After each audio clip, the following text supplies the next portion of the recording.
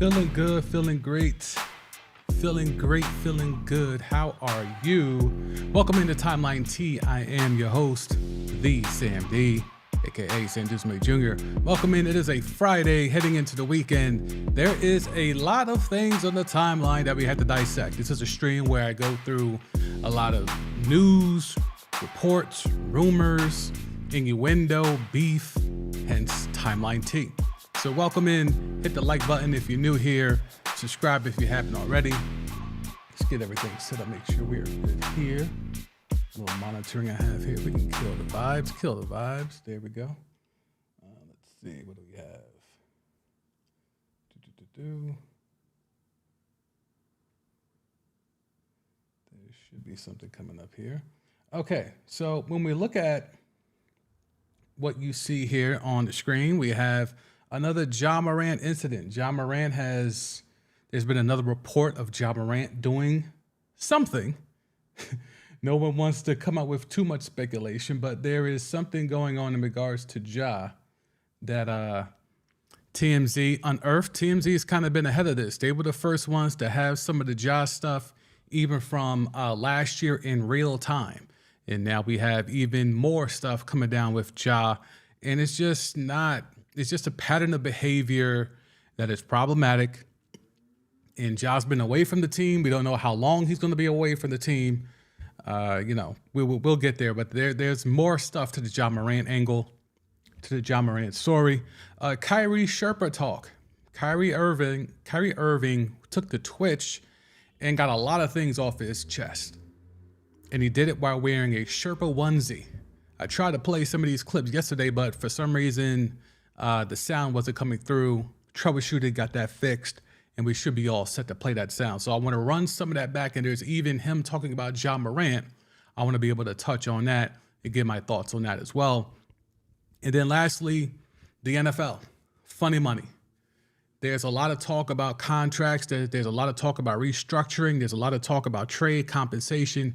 And when it comes to really right down to it, there's a lot of contract stuff that's being thrown about. Tua Tagovailoa gets an extension. Dak Prescott restructured his contract. There's allegedly the Browns are trying to figure out what to do with Deshaun Watson's contract, whether or not to restructure that. So there's a lot of stuff being moved around with funny money. And yes, there is a Lamar Jackson, I won't say an update per se. And I know over this week, actually, it's been a lot of growth here on the channel because Lamar Jackson is extremely polarizing.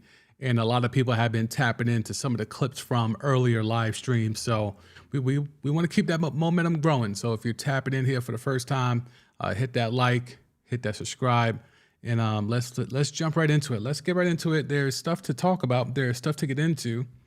And we got to start with one Ja Morant. So as we do, we hop into the screen. So we see the headline here. Ja Morant was investigated by the police for assault after allegedly clashing with a high school student back in September. Cops investigated Ja for simple assault, intimidation, no physical contact, but charges were filed. So let's see if we can find this in the right order. Let's see. Is it this one? Yeah, can y'all see that? Nope, I can't see that. All right, so I might have to just read this to y'all because for some reason the screen, yeah, that's not going to show. Okay, so I'll read it to y'all. According to, only the top line is cut off, so y'all can follow. According to Germantown Police Department report, the interaction between the teenager and the Memphis Grizzlies point guard happened at Houston High School in Tennessee, September 22nd. So again, this is last year. In the documents, police say at an after-school volleyball game, Morant's sister, who attends Houston High School, got into a verbal argument with another student. Witnesses on the scene, according to the docs, told officers both parties had called each other, quote, bitch, prompting Ja's sister to contact Ja about it all. Move on to the next page of the report. A short time later, cops say Ja's mom and dad, Ja's baby daughter, and, quote, a group of, quote, adult males all came into the gym together. According to the documents, most of the group, excluding Ja's father, went to confront the student in the stands at the game who had been quarreling with Ja's sister. Which one of y'all called her a bitch? Jamie Morant, Ja's mother, allegedly said. Cops say in the docs, they told Jamie she, quote, cannot come upstairs and confront the students, and they did not need to make a scene at the school. But officers say while they were talking, one of the men with Ja moved past police and walked towards students.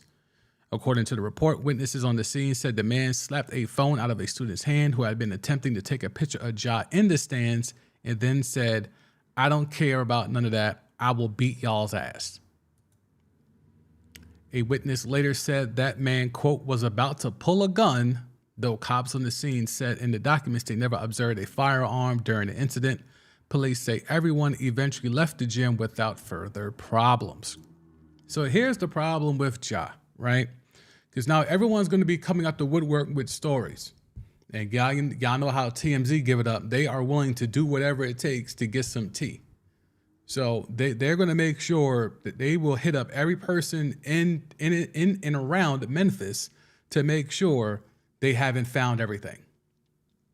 So here's the thing. Clearly, there's a sense of entitlement with Ja. Clearly, there's a lack of direction from someone older to guide him properly.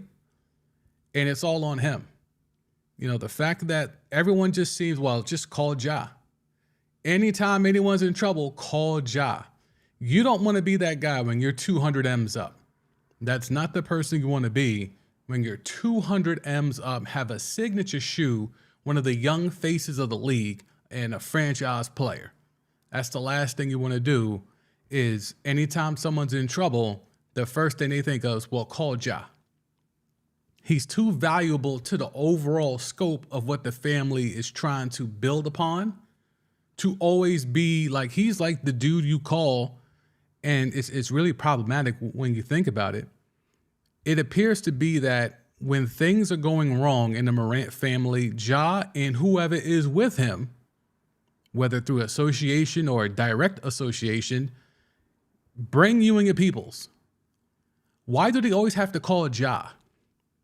Like at this point, Ja seems to be the middleman in all of this, where Ja is being called to come through and handle all types of situations, whether it's the sister being called whatever at a high school game, or whether it's the mother with a finish line employee at a mall. Everyone's first reaction is call Ja. That's not how that's supposed to work. When you're someone of his stature, of his wealth, of his importance, you don't involve him. That's what the group of 9 men from the Pacers video and then the finish line video or the finish line incident, that's what they're for. You're not supposed to be calling Ja and involving him. Once it's been established, like, hey, I have some people that can take care of things. That's all that needs to be said. Now there should be direct communication with those people and not Ja. There needs to be a separation between when there's a problem and calling Ja. He needs to be removed from that equation. Mom got a problem? Call the 9 dudes or whoever is the leader of the 9 dudes, because it can't be Ja. It should not be Ja. Sis got a problem? Don't call Ja. Don't call, like the mom should know and the sis should know we got to stop calling Ja and dragging him into everything. He's too valuable. He's too important. Yes, that's your brother. And I understand there's a familial thing there. But you have to understand that at some point, it's a little bigger than that. And that time is right now, as now TMZ is going to find everything. The cops they're already investigating. They cleared him. We will be clear on this. They cleared him of, the stuff in Colorado with IG and the Blinky. Like, he's cleared on that, right? But in regards to everything else, like, he's still out here. Unfortunately, the narrative is going to continue to be painted that he's not only troubled, but that he's carrying an aura that's simply just not him. And whether you want to believe he has a substance issue or whether it's stress, anxiety, mental health issue, no matter what you may think it is, the problem is that everything that's coming down is showing him being in control of something. Every incident, this incident, he was called. He could have said, you know what, Mom? Don't worry about it. I'll have some people come through and pull up. Now that's still problematic, right? But it's not him involved. He's not physically showing up. The problem is when he shows up, everyone only remembers Ja Morant. It's not about him and however many people arrived with him. It's just, oh, Ja Morant. That's the name you remember, especially in Memphis, especially in Tennessee. So he needs to find a way to distance himself from the nonsense. There's something called a fall guy for a reason. He apparently has 9 of them. Every incident, 9 dudes pop up. If every incident, whether it's your mother, whether it's your sister, whether it's you in your backyard playing, a 17-year-old, there's always a bunch of dudes there. If that's the case, then why are you always the main person involved in the melee? Super problematic. He's not back with the team. I really don't think, now there's reports he may come back, and you can see it here. Grizzlies coach Taylor Jenkins on the process for Ja Morant to eventually rejoin the team. Quote, I can't share details. There's definitely steps that are going to need to be met personally and professionally as he deals with some stuff personally to get better. Then obviously the expectations on the team, he's going to have some things that he's going to have to clear to know what the expectations are when he does return. Again, he's out at least the next 4 games. I know everyone wants to know what this is going to be. It's the hot topic for sure, but he's taking time. So you can, I'll let y'all finish reading the rest. But essentially, he's out the next 4 games. And when he does come back, whenever that is, if that even is this season, he's got some rules to follow. And I think it might not be that big of a leap to say this might be the first time he's going to be placed under these types of rules in a basketball sense in a very long time. He's been the man there ever since they drafted him number 2 overall. He became the man in college at Murray State. Ja's going to have some things to figure out.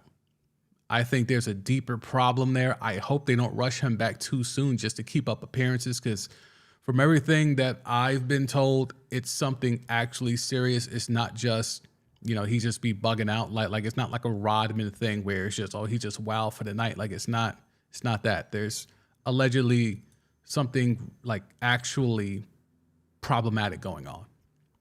So we'll see how that goes. Since we got Greg here and we're trying to get him up to speed. So G, and I'm sure, I don't know if this will be a thing for your show on Monday, but Ja was at a high school game and someone talked trash to his sister, may or may not called her a female dog. And as was the case with some of the other events, someone called Ja. We believe it's the mother or the sister. I'm not sure. Let me see. It's right here in this story. Let me see. Let's get this fact straight. Oh, the sister. The sister called Ja. And when the sister called Ja, the mother, the father, Ja's daughter, and again, the magic number, about 9 other guys pulled up on this game and approached the student who called Ja's sister a female dog. No physical confrontation was made. No physical contact was made, but it was a confrontation. And as you see here in the thing, that it was simple assault and intimidation. No physical contact, no charges were ever filed. But yet another story of Ja Morant being involved in some kind of thing where he's involved in the middle. Everyone just calls Ja. And I was speaking earlier about how no matter what happens, whether it's a substance thing, whether it's a stress, anxiety, mental health thing, no matter what happens, Ja's going to have to remove himself from all these things. He's going to have to stop being the middleman. If mom is in a jam at finish line being pressed by an employee, you cannot, the first instinct can't be, well, let me call Ja. She has a husband. And even if we don't even want to go there, Ja has 9 dudes. Why aren't you calling those 9 dudes? Why are you involving Ja Morant directly in these things? He should be way off limits. Instead, it seems to be that they can't get access to the 9 guys unless Ja is involved. That's weird to me. Those 9 guys should be the fall guys by default. Ja should not know any of this stuff until after stuff is done.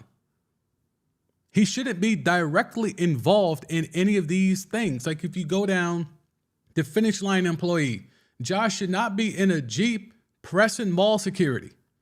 He's 200 M's up. He's the face of the franchise, one of the most popular players in the league. He should not be pressing a mall security director. Then when you look at the fact of him in his backyard hooping, taking offense to a 17-year-old who has been there prior and hooped against him, looks up to him as a mentor, but took offense to how hard the ball was thrown at him, and ask his friend, one of the 9 guys, should I do it to him? That right there, you're putting yourself directly in the situation. You're putting yourself directly in the line of fire.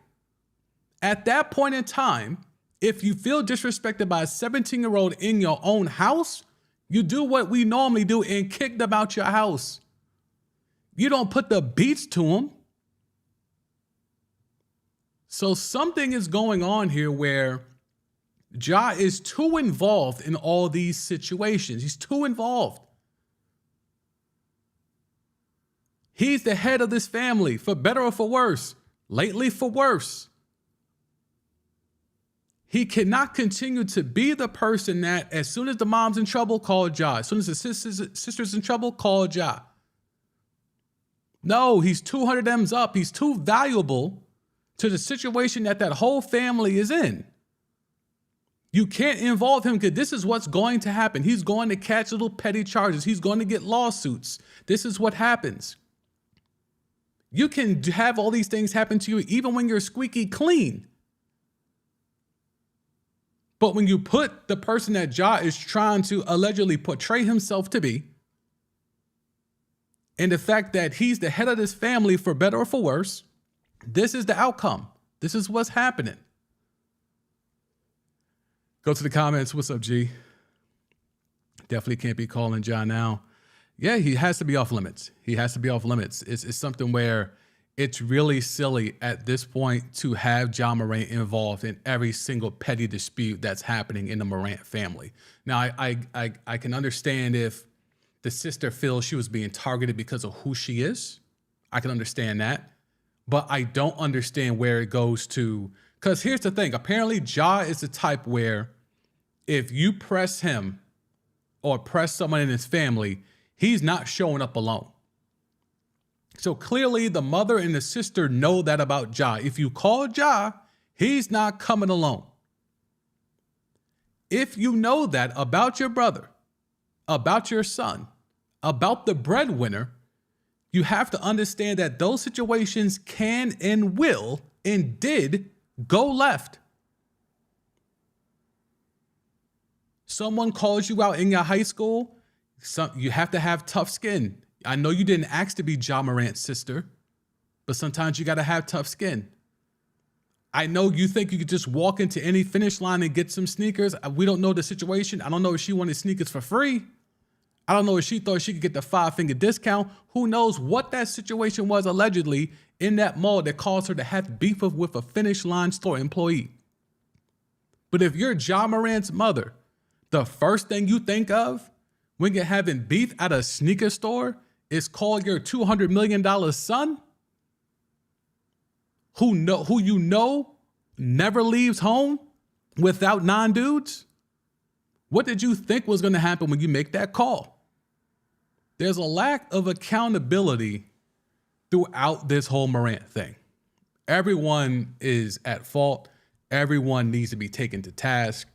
Unfortunately, because Ja is the star, Ja is the breadwinner, he's going to take the biggest brunt. He's going to take the fault. And this is what's happening. Back to the comments. Let those other dudes, yeah, I mean, that's supposed to be that's supposed to be their job. Those dudes are supposed to be there and take the fall. I don't want to implicate anybody, but around the professional athletes that I've been able to be around in my prior life as a paparazzi, working in sports media and being in locker rooms, being able to be on the road, travel from stadium to stadium. There are certainly people earmarked in every crew. Hey, if this goes left, he gonna take the fall. I'm not saying every crew. Most crews have someone where, hey man, if I got something I ain't supposed to have, whether back in the day it used to be marijuana, it used to be all types of substances or whatever, hey man, if we get pulled over, this is yours, okay? It is what it is. Like, somebody has to take that role. Apparently in Ja's world, Ja wants to take it all. He wants to take it all on, and I think that's extremely problematic. And hopefully with this time to where, you have Taylor Jenkins saying he's going to be out for at least 4 more games. I sincerely hope it's more than that. I don't think you can have all of this stuff happen and then show up after 4 games and do like the Kyrie and Brooklyn thing where maybe you have to get off a whole checklist of things the organization needs to see for them to accept you back with good graces. I think there needs to be more done with Ja Morant as of right now. I don't think this is just an isolated thing. This is now 4 incidents that we know of. Who knows what else TMZ is going to unearth? Go back to the comments. What's up, G? Yeah. Yes, Chris Carter did say that. Chris Carter famously said that on the 4-Letter Network back in the day, that you got to have a fall guy. I mean, that's something, they were doing this, Chris Carter played in the late 80s into the 90s. They were doing this like in the 60s and 70s. This is not a new phenomenon. Like, this is not a new creation of a fall guy. Like, there's always a flunky in the crew. Whether it's a crew of an NBA superstar, whether it's a crew of friends, we all know there's one person in the crew like, hey, man, if we get jammed up, we need you to take this hit. Thankfully, I was never the flunky, but I damn sure made sure I knew who the flunky was in the crew. So I think there's a lot there to figure out with Ja in the whole thing, the whole situation. It's very important because the Grizzlies were on the verge of being something potentially special. They were on the verge, and Ja's the head of that. And you have Steven Adams, allegedly calling them out subliminally in a players-only meeting, and then Ja goes out and does the thing in Colorado on IG Live with the 22. So, everyone's screaming, they need vets on that team. Steven Adams is a vet. He's seen a lot in this league. He was around the Russie KD thing before it blew up. He's seen a lot in this league. He's a vet. And if he, as a vet, steps up and does the vet thing, the mentor thing of, hey, on the road, we have a putrid road record. I think in large part because of how we carry ourselves professionally on and off the court. Ja, we need to be better about that. And then your franchise player, who was subliminally called out in a players-only meeting, then goes to a private strip club in Colorado with the pistol out on IG Live. Accountability. So I guess we will skip Kyrie again. I'm really not sure why that's not working, but that's unfortunate. Just you can look it up yourself. Kyrie is in a one-piece Sherpa, a onesie. He takes an L with the Mavericks, goes to the crib. Luka got hurt, appears to be day-to-day. We'll see. I think it's a thigh contusion. He goes to the crib and starts to just light the sage in the backyard and do Kyrie things. It reminded me a lot, and G probably remember this. Y'all remember when Marbury was on, I don't know what service that was. What service was he on when he was bugging out with the Vaseline? But you remember when Starberry, was eating Vaseline on a live stream? And it just seemed like he was like breaking down in front of us. And he was crying. It was gospel music in the background. It was a whole thing. Like, if that happened today, Oh my God. If that would have happened today, I don't even want to imagine the hot takes of a star basketball player going on a live stream, eating Vaseline. I did not misspeak. I'm not misspoken. He was eating Vaseline on a live stream and crying with gospel music playing in the background. And he had one of his homies there kind of consoling him. This was all happening on a live stream. Google is your friend. Look it up. But so it gave me a lot of those vibes when I watched Kyrie in a, let me just pull it up. I mean, it's a Sherpa.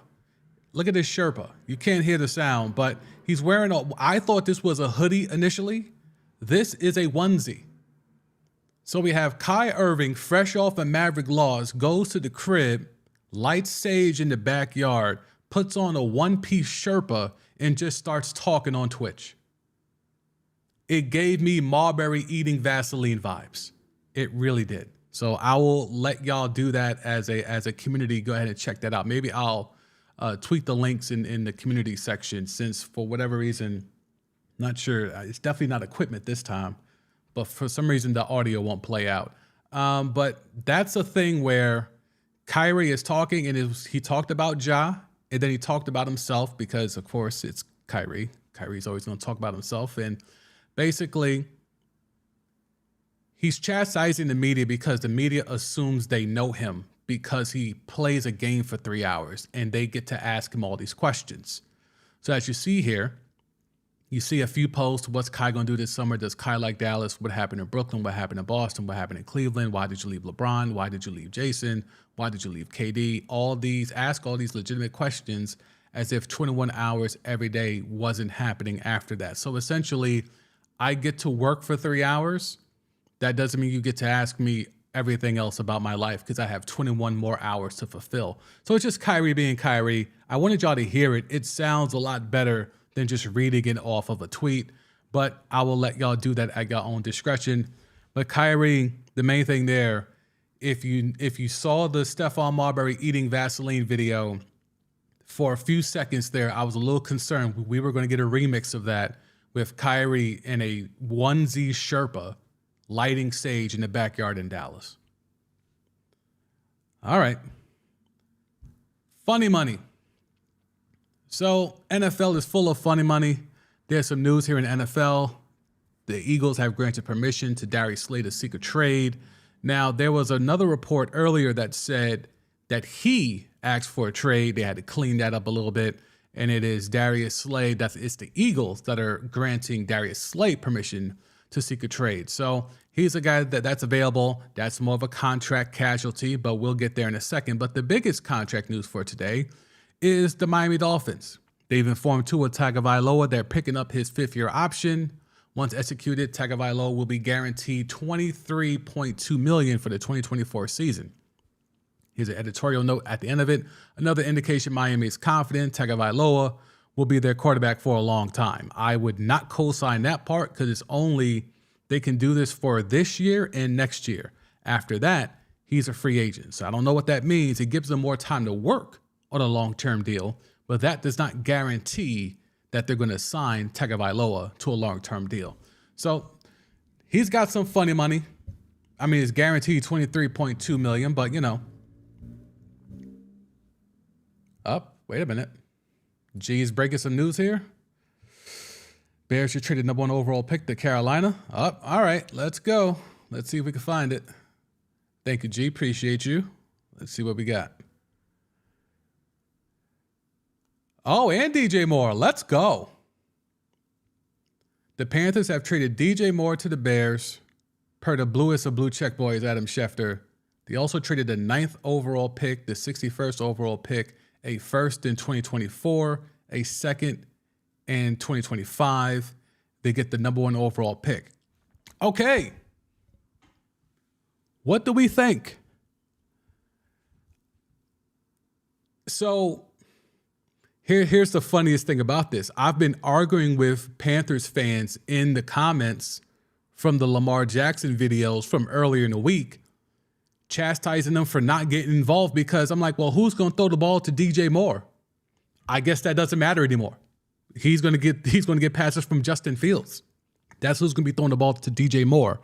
And I think this is probably a good move on paper for the Bears. On paper, this is a good move because DJ Moore is a bona fide number one receiver. So now Justin Fields has some help. If we can assume Chase Claypool is anything, especially since they wasted a second round pick on him, you're assuming Chase Claypool becomes a factor. Now you have Claypool and DJ Moore, and the Bears have some other decent young wide receivers, but this is a solid move. G is way more higher on it than I am. Big move. I think it's a big move on paper. It's a big move on paper. If now they have a number one receiver, and they still have the 9th pick. They got an extra 61st. So that's a second round pick, right? So they got they got 2 firsts and 2 seconds, and DJ Moore. That's a good job by the new regime over there. That's a nice job. On paper, that's a really good job.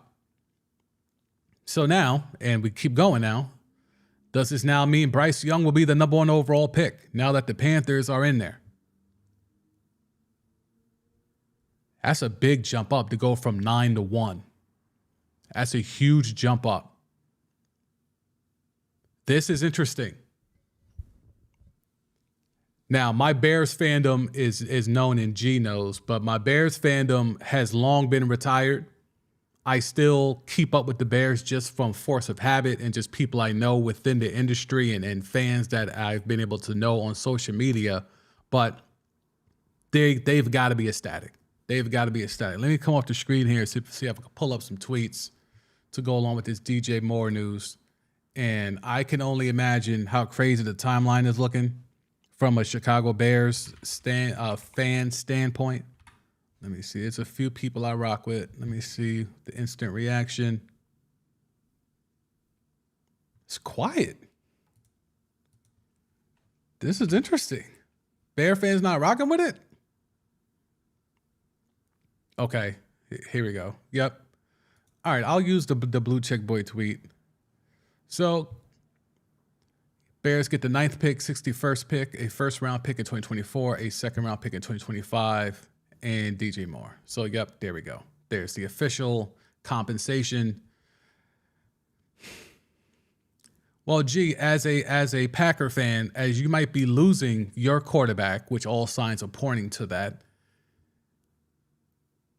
how big of a drop is this now for your Green Bay Packers? Obviously, the Vikings are clearly the class of that division as it stands right now. The Lions are a team that is on the rise. The Bears with this move, and they still get the 9th pick. So, let me see. I had that site. Let me see if I can pull it up. NFL Tankathon. They had a decent mock. Here we go. Disregard the draft order. We know that's changed. But let's see now. Again, disregard that in terms of Will Anderson, number 1. But, I mean, they had them taking Will Levis. Good Lord. They have to be thankful that they don't have to be worried with that decision because that was going to be bad. Them being forced to deal with Will Levis. But the Bears are going to have a lot of options here. I mean, low-key, I wouldn't be mad if they go get JSN from Ohio State. I say load up. Load up on offense. They need it. Load up on weapons. They could go O-line here. But now this opens up a lot of things. Because now if the Panthers are at 1, Houston has to sit and take whoever's left, right? Or if you're Houston, if Houston wants Bryce Young and the Panthers now are in position at 1 to go get Bryce Young, do you just fall back and take CJ or do you now trade back? And if you trade back, who trades up? Who wants CJ Stroud so bad that they're willing to move up to 2? It's a lot of interesting things now.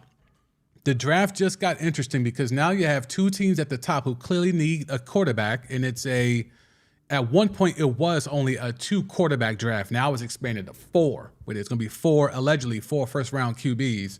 But that's going to be interesting. Let me see what the homie G's talking about.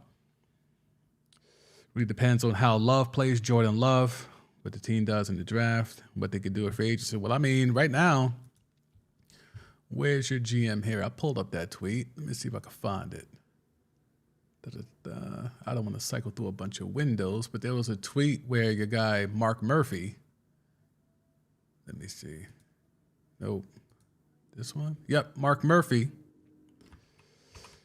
Is there a scenario where Aaron is still the starting quarterback of the Packers next season?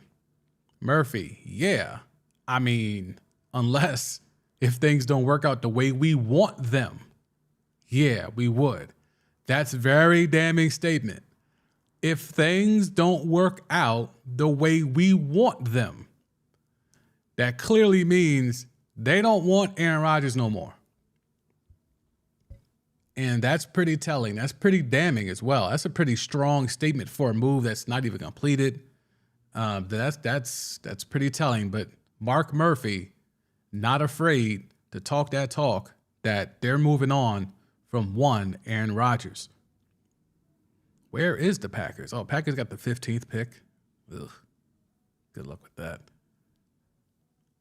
So the Bears make the first move. We knew they were going to trade out once they secured that number 1 pick. They move down to 9. Panthers move up to 1. Panthers right behind them. You would think the Cardinals are going to stay where they're at. Are we in a danger of a run on QBs 1, 2, 3? If you're the Cardinals and someone wants to move up ahead of the Colts, you could have a run on QBs 1, 2, 3. That's a real possibility now that we're looking at the board. Because now if you look at the board where the Panthers are 1 and the Texans stay at 2, if you're the Cardinals at 3, yes, you could stay there and stand pat, but you could probably get some more collateral. They definitely need help. They're trying to flip DeAndre Hopkins. Kyler Murray won't be back until we would assume middle of the season at best. If someone wants to leapfrog the Colts, now the 3 position, see that this is where the domino effect happens. So we have the Bears get out. They get what they want. Now the Panthers move up. They're going to get who they want. Now it's on the Texans and the Cardinals. The Texans have a choice to make. If the Panthers take your guy at 1, what do? You stand there and take your second best guy, or do you trade down? And if they do trade down, you're going to assume whoever trades into 2 is going to take a quarterback. Then you have 3 with the Cardinals. And if the top two QBs are gone, whether it's a combination of CJ and Bryce, or, I'm even hearing Anthony Richardson is really rising high on draft boards to where he might be in consideration. And Will Levis is an enigma. Some people love him, some people hate him. So there could be a run where 1, 2, and 3 are QBs. Because you have to skip the Colts. You would think you have to leapfrog the Colts to get that 3rd QB. And if that's the case, then you got to trade with the Cardinals. Which team, is there a team in this top 10 you think would trade up over the Colts to get to that 3 spot? If you're the Raiders, do you do it? If it goes Bryce, CJ, and you really want Richardson, do you trade up the 3 to go get him? Go back to the comments. What's up, G? Yeah, it's tough to hear. Love A-Rod, but I understand moving on to the future. He's kind of forcing your hand at this point. He's kind of forcing your hand. He's out here whining and dining with the Jets brass. They got the whole thing, go hack it, cheat code, allegedly. So, I think he's made it clear that not even $58 million would keep him in Lambeau. And that's kind of crazy to me, but to each his own. I know the Jets are definitely a talented roster and a team that should be able to compete with a QB of Aaron Rodgers' caliber, it just remains to be seen to me if that's even a thing that's worthwhile for the Jets. Like, are you getting Aaron Rodgers for 1 or 2 years? I think that's the window. But outside of that, what's the collateral? Like, let's see. Jets had the 13th pick. You would assume that's in the compensation. Wow, the Jets don't have multiple picks. So they're going to do, the 44th pick. Are the Jets going to give up a first and a second in consecutive years to get Aaron Rodgers? I'll ask the Packer fan in the room, would you accept that as respectable compensation? A first and a second the next 2 years? 2 firsts and 2 seconds? Huge news as the Bears have jumped up. And while the Panthers have jumped up, the Bears have traded back and have given up the first overall pick. They slide down to 9. They pick up a first, a second, essentially 2 firsts and 2 seconds. A first and a second this year, a first next year, and a second in 2025, along with DJ Moore. DJ Moore is a Chicago Bear. Justin Fields now has help. Chase Claypool last year in season, DJ Moore right now. Still could use a tight end. The running back, I think there could be some improvement there. I know they're high on Hubert and Montgomery's a mainstay. Isn't he a free agent though? So, there could be some wiggle room there. Cole Kmet, I'm not sure if I'm sold on him as the type of tight end that can flourish, but maybe now if you got, I think as great as this DJ Moore move looks on paper, I think Claypool is still extremely important. If he's mid, that's going to be a problem because Mooney is not going to be back. If he comes back in season, that's not happening until late in the year. So you can't count on Mooney. Now, if it was a healthy Mooney and DJ Moore, then you could put Claypool, even though he doesn't have the body prototype, I will put him in a slot. Have Mooney be your burner. DJ Moore could be your game breaker. He could do the short stuff, the intermediate stuff, and the deep stuff. You have Mooney as your deep threat, and Claypool could kind of be that, later years Anquan Bolden type, just a big body, just get open, have the big catch radius and make it happen. That's what I think would be an optimal type move for the Bears. But right now, there's no Mooney. Claypool looked to be lost. Again, traded in season. Can't really judge him too much, but for giving up a second-round pick, which they get back in this trade, but it's a lower second-round pick, to be able to do that, looks good on paper. I'm going to reserve judgment. Let's go to G.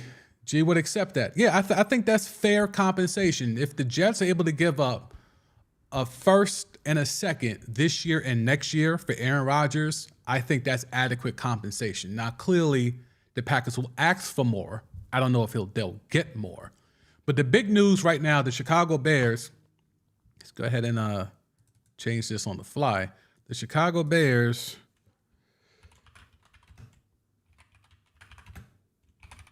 I don't know if that'll fit. Let's see if that'll fit. The Bears trade the number 1 overall pick, and they pick up DJ Moore. Now, let me come on the screen here for a little bit. Let's get some DJ Moore stats and pull this up here. DJ Moore, I think, immediately becomes, and this is I'm not trying to crack on the Bears, but I think DJ Moore immediately becomes the best receiver in Bears history already. Who's the comp? Well, I guess they had Brandon Marshall for a little bit. Brandon Marshall, Marcus Robinson, Curtis Conway. All right, I guess maybe not yet. He's definitely top 5 already. DJ Moore is a top 5 Chicago Bear receiver already and hasn't even put on a uniform yet. But let's see what we're getting in DJ Moore.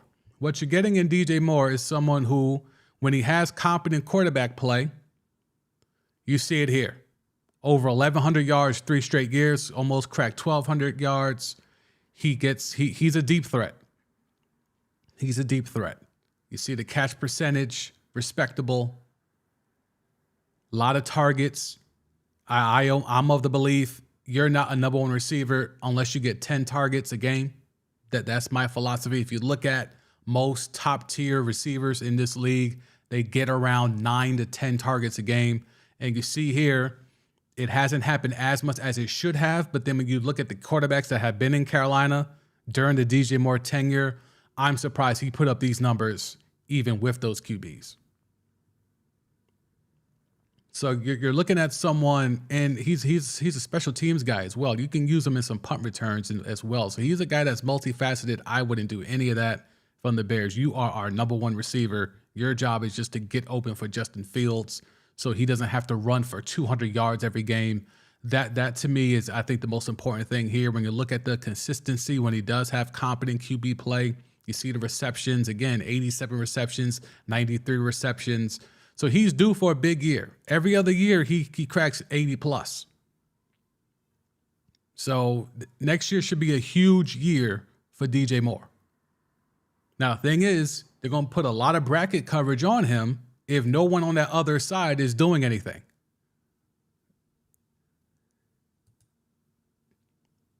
I like Alshon Jeffrey, G, but I don't know. I don't think he did it for as long as some of the others.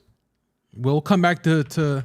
We'll come back to DJ Moore, but let's get Alshon Jeffrey up here. I don't think he did it as long. Pause. Let's see. Yeah, he only had two 1,000-yard seasons. I mean, he had the one big year with 10 touchdowns and 7 the year before. Yeah, I wouldn't go Alshon. You know, that's the thing. There's so few Bears receivers. Like, that's pretty much the list. That's essentially the list if you're talking about Bears receivers. Alshon Jeffrey, Marcus Robinson, Brandon Marshall.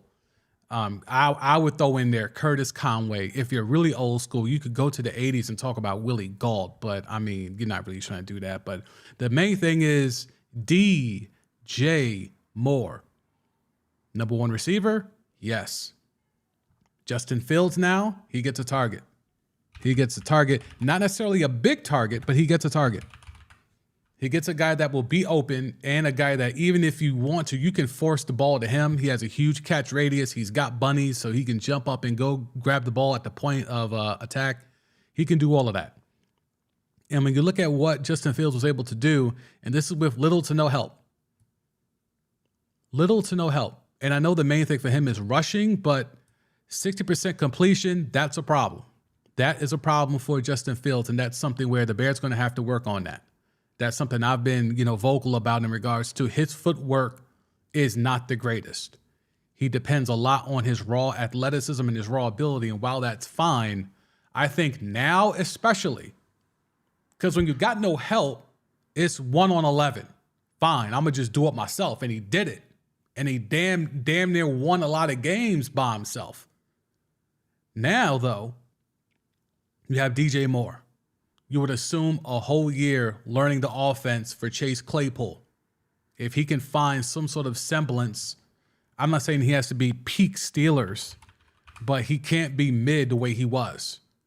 He can't be mid the way he was. And again, you're not even looking at a huge sample size, but he got tremendous targets his first 2 years. So this is a guy that, if not is open, you can at least throw him open. But last year, not great. Even as a Bear. I mean, in 7 games, 29 targets. 7 games, 29 targets. So this, to me, is still the most important player. If he's mid, if he's Basura, that's not going to work. DJ Moore is going to be great. He's going to be on an island. They're going to put bracket coverage, and they're going to take away that weapon. Chase Claypool, or if you want to go, they've had some, who else they got? St. Brown is okay. There's a underbelly of Bear fans that really think Jones Jr., Velus Jones Jr. is going to be something. I don't know what they're thinking there. But Daryl Mooney's the key. He won't be back in time, But if he can come back and be on point and be a semblance of what he was, now you're talking. Now you're talking. And for Carolina, who's left?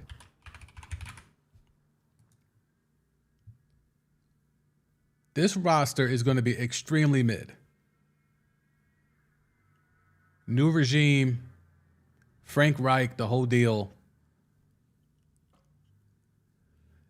This is going to be rough for them. Look all the names they did have, and all these names, all the names that you know and you give a damn about are all gone. Chosen Anderson, gone. Christian McCaffrey, gone. DJ Moore, gone. They have gutted everything. And now they have the number 1 overall pick, but they had to give up DJ Moore, 2 firsts and 2 seconds to get it.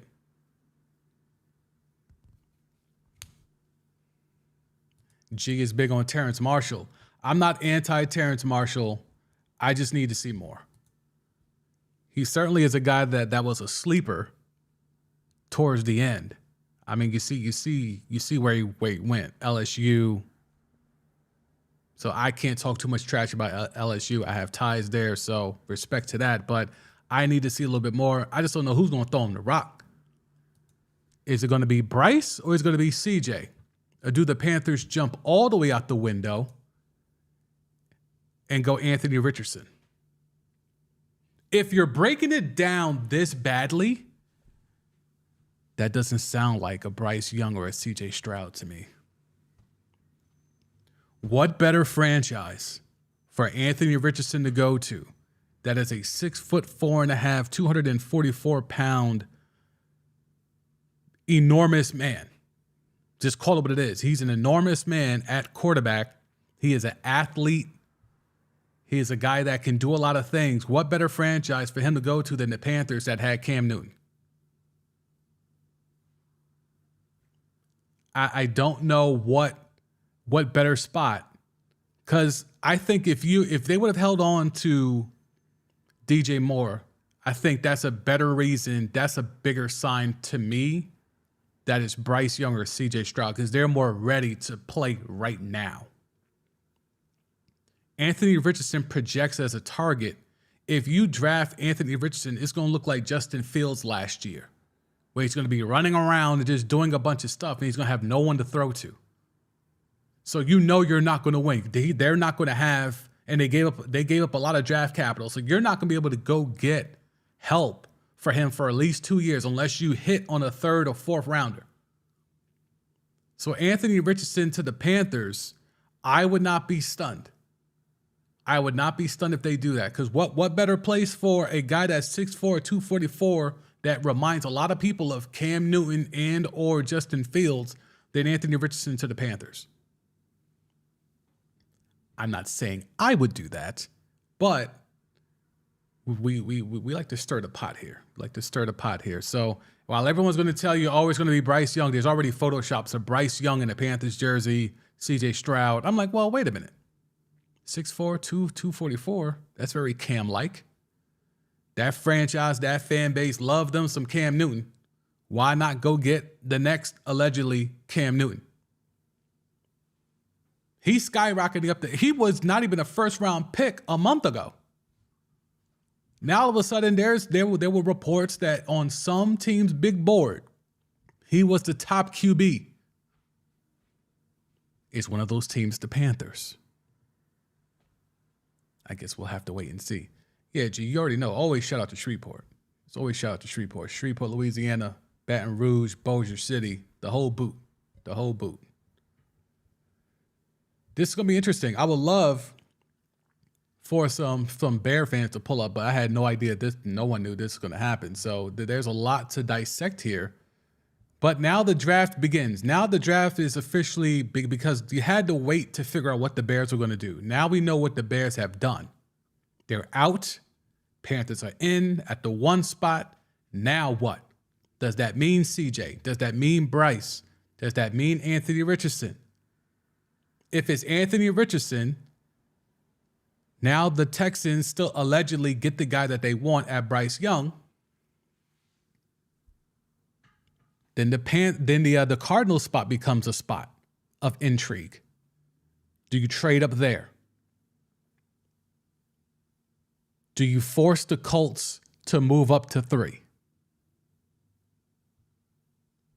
The Raiders have to do something.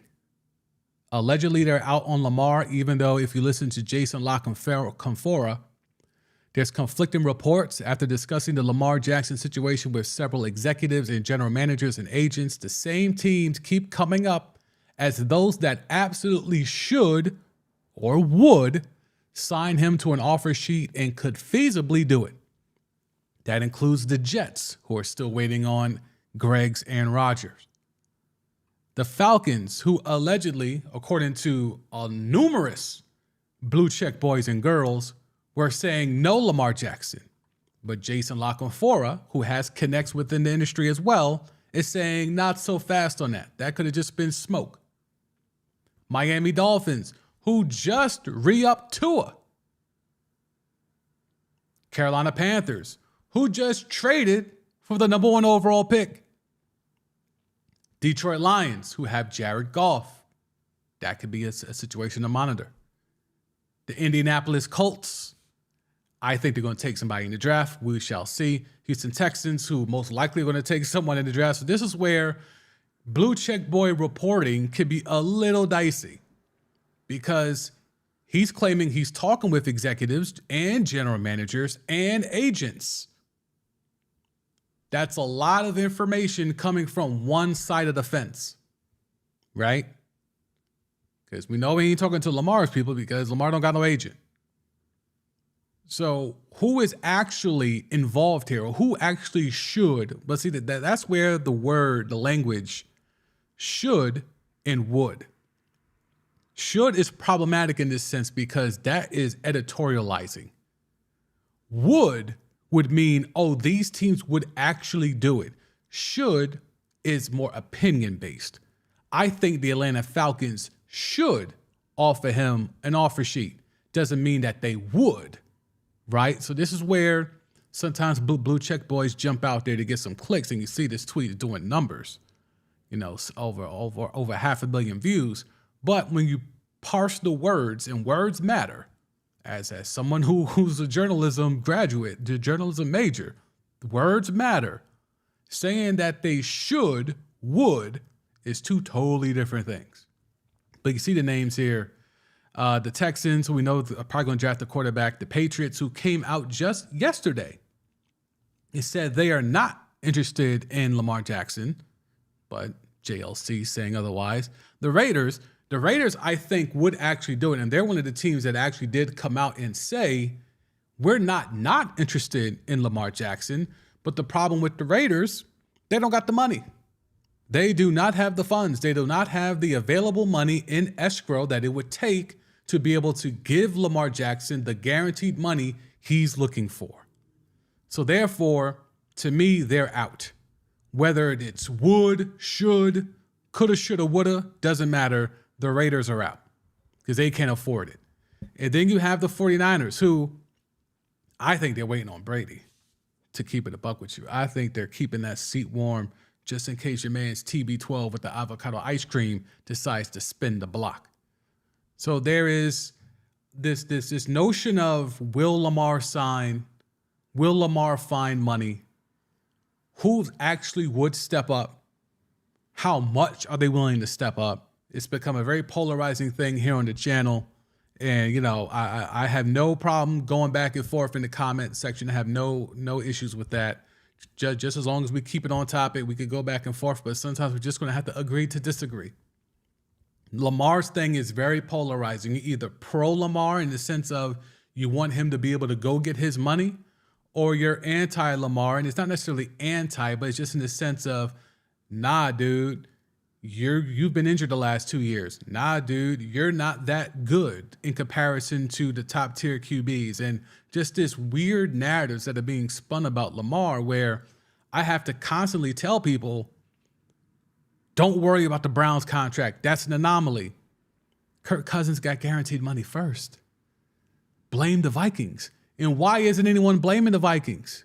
Why did it take this move with Lamar Jackson, this whole situation with Lamar, for some people to remember, oh yeah, Kirk Cousins did get fully guaranteed money. How come no one said anything then? How come that didn't break the timeline then?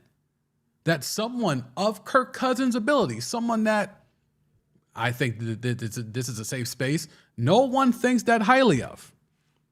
In regards to top 5 and not even top 10 if we're really keeping it a buck. So why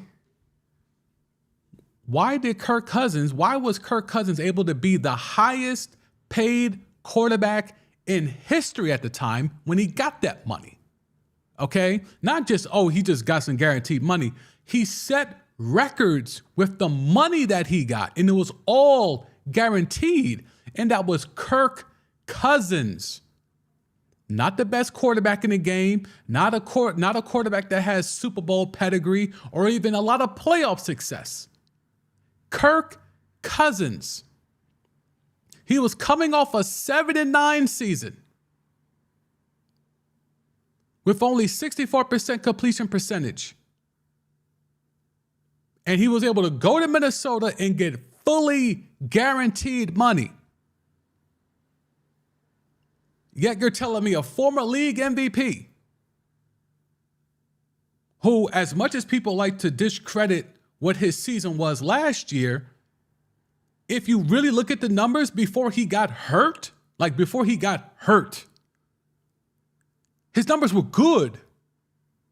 Now, once he got hurt, he played through it, then the numbers got to be bad. But when he was healthy, the numbers were good. Not just from a running perspective, from a passing perspective. Everything that he's been chastised for the entirety of his career, where there's still some people today in 2023 that are still saying he's a running back. This is what we're dealing with here. But yeah, Kirk Cousins, coming off a 7-9 season, is able to go be the highest paid quarterback in history. Make it make sense.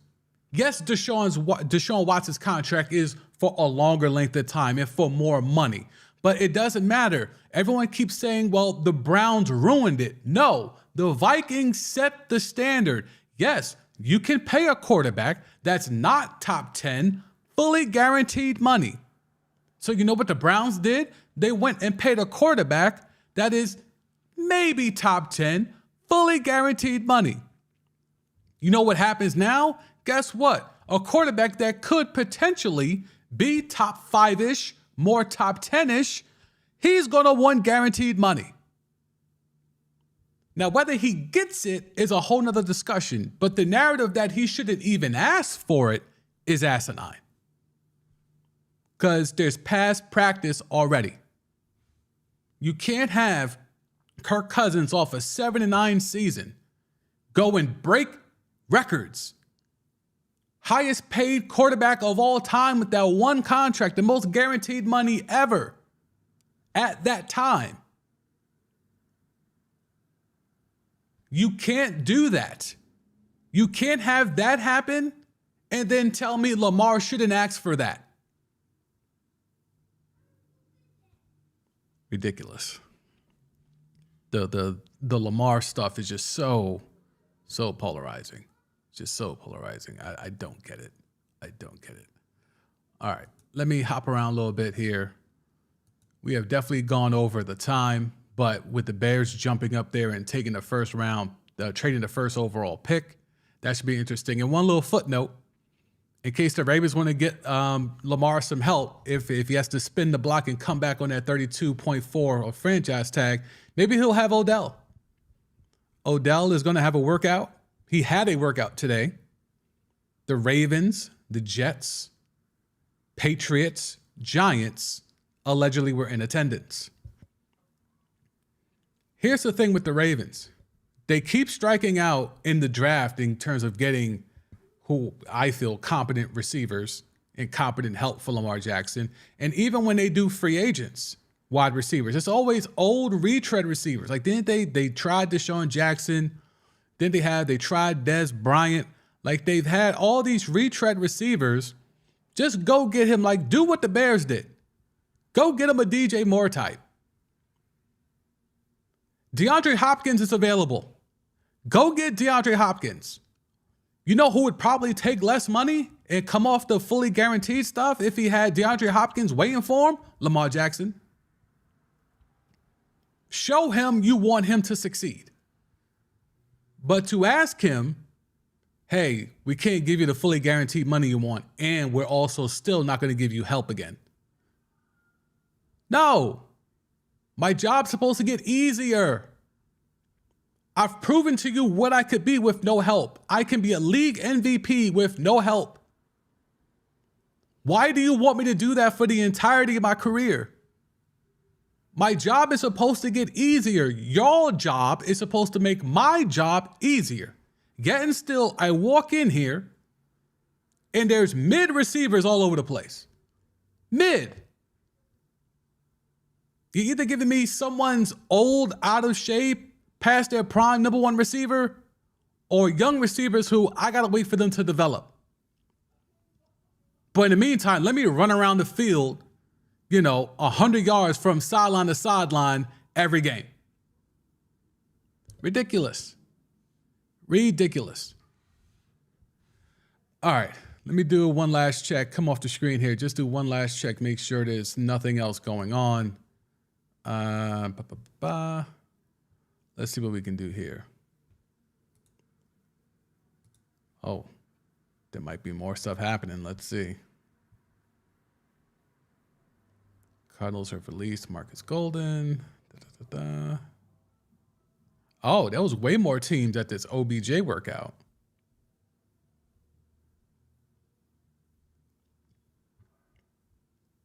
Huh.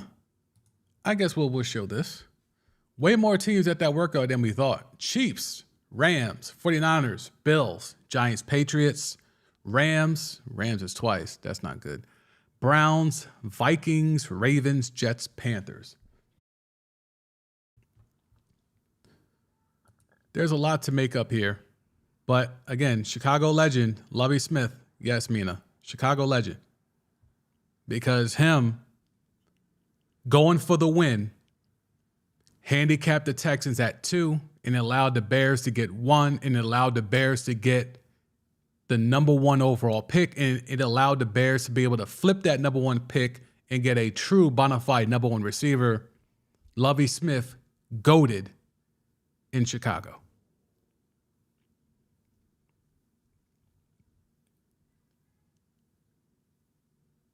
Yeah, Panthers better not miss. They got one shot at this. You give up all of this, you have to know who your guy is. It's clear they know who their guy is. Is it the right guy? We have no idea. I think we'll hop out of here on that note. Appreciate you, G, for pulling up. Thank you for tapping in.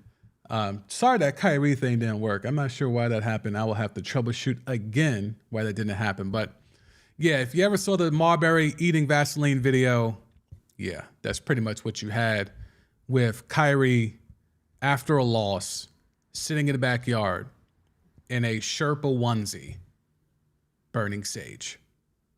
Yeah. But hey, bear down. I mean, not me, but to those out there, bear down. I guess I'll have to pull up a clip of this. Bears getting DJ Moore. So, all right, for those who will check this on the replay, hit that like button if you haven't already, subscribe if you haven't already, and have a good weekend. And I will be back here all next week, Monday to Friday, with more Timeline T for the Sam D. Sam Duzemy Jr. Peace.